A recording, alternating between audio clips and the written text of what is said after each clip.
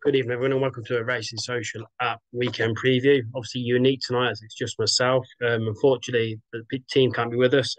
Harry is on holiday. Dawn is at first these days, so it's currently about 8:30. So she'll be drowning in Guinness and probably dancing on tables somewhere in Dublin. Matty, I've had a new arrival at the yard. He's absolutely fallen in love with her. So he is unfortunately not willing to leave her stable. He's just can't stop staring into her eyes. And Jade, our Northern correspondent, was due to be back tonight, but he's taking delivery of a life-size Constitution Hill model for his bedroom, so that's taken up his Thursday night. So it's just me. I thought I'd do a video, get our picks out. I've got some picks from Dawn as well, from Cheltenham Trials Day and Doncaster. Going to cover the ITV races just quickly. Just a quick note, Altior, obviously not very well at the minute, so fighter on the track. Let's hope he pulls through, and let's hope the good news from the yard keeps coming. So we're going to quickly start from the Clarence House at Cheltenham, Energumene versus Edward Stone. Dawn, obviously, in the Energumene camp. I'm in the Energumene camp as well. Edward Stone argues he's got the best form this season. His single freak win was brilliant. But Energumene ran to 175 at Ascot last year. Shishkin 177 obviously beat him in the Clarence House. Edward Stone currently 170. Can he reach that rating? I don't think so. Will Energumene drop? Not likely. Drop 5-6 pounds. Energumene never fences, only been beaten once. That was by Shishkin. Edward Stone, for me, as good as he is, he's not Shishkin, so Energumene should get the job done. Moving on to the 150 at Cheltenham. Very competitive grade 3 handicap chase. Dawn, unfortunately, hers is not running, didn't get declared. Obviously, she came in the selection before the decks come in, so just unfortunate. Phoenix Way, interesting. One of the rides last season by Kevin Brogan at Ascot when he won. He's yet to run around Cheltenham, which is a big negative for me. I'm going to go in the Il Ridoto. Fourth in the November Gold Cup, fourth New Year's Day. Ground was probably softer than ideal. Dropped a pound for that. Third time lucky for Il Ridoto this year at Cheltenham. I think at 5-1, I think he's got a great chance. Moving on to the Cotswold Chase now. Normally an absolute slog this is, and Tectrat heads the bet in here, 13-8. Noble Yates 2-1. Then you got Hoyce in your 8s, Frodon 9s, Sanders in 9s, Dusat 12s.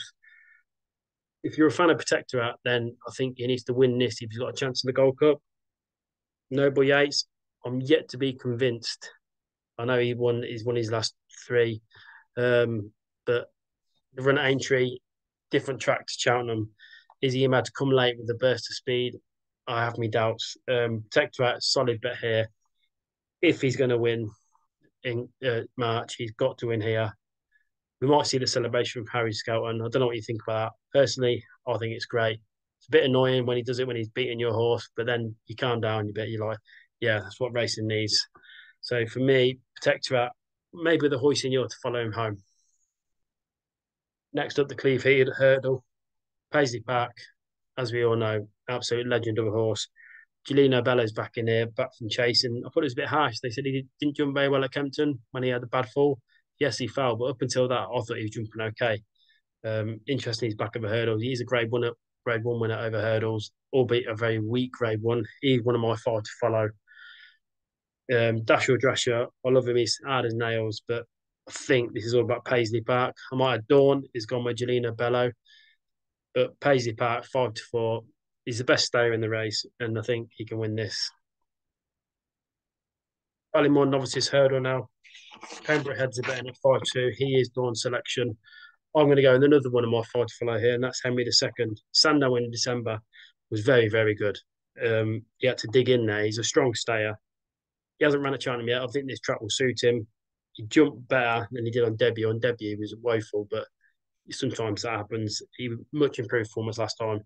I actually think Henry II, 4-1. I think he's going to be very, very tough to beat in this. Then we're going to move over to Doncaster. Going to start off in the Mayor's Hurdle. Epton 2-5. She can't be opposed. She hasn't got no constitution in this field, who she's been seeing the backside of all season. Martello Sky's second favourite, but Epton is just short and simple. Epton wins that. Riverdon, Albert Bartlett trial, so to speak. Grade 2. Stay away, Faye, 11-4 for Paul Nichols and Lorcan Williams. I actually like Idalco Bihu. thrown into Grade One company on his second start. That for me shows how highly he's rated. He wasn't disgraced in third place.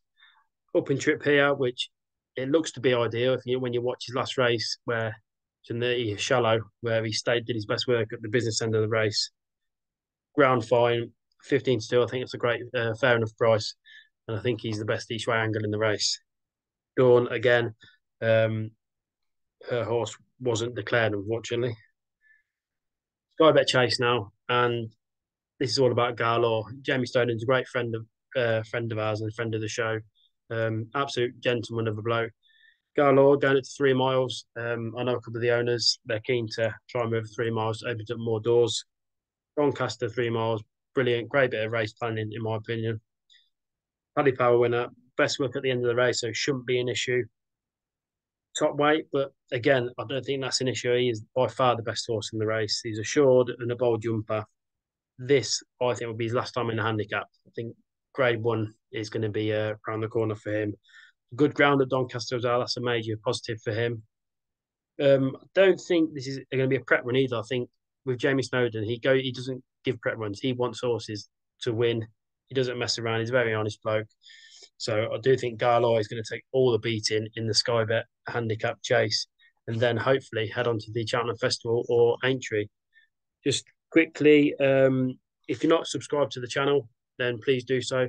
Get involved in the competition on the app for Saturday, which is all the ITV races. See how many people we can get involved and take us on. As I said, the team will be back next week where we look at the Dublin Racing Festival, Musselburgh and Sandown.